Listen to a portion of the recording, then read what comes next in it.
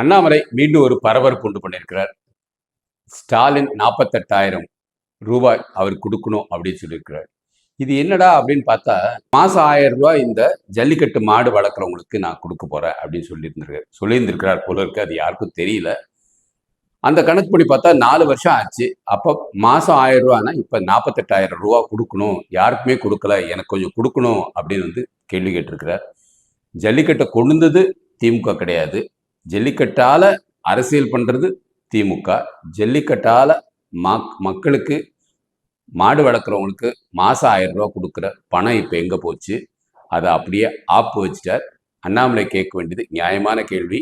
இதை எல்லா ஜல்லிக்கட்டு காளைகளை வளர்க்குறவங்களும் கேட்டா நல்லது. ஏன்னா ஒரு தடவை வாயில சொல்லிட்டு அதை செய்யலைன்னு வச்சுக்கோங்க, அது ஒரு முதலமைச்சருக்கு ஒரு அவமானம். அது தவறு. தலைவர் அண்ணாமலை கேட்டதுல எந்த ஒரு தவறும் கிடையாது. 48,000 ரூபாய் எங்கே?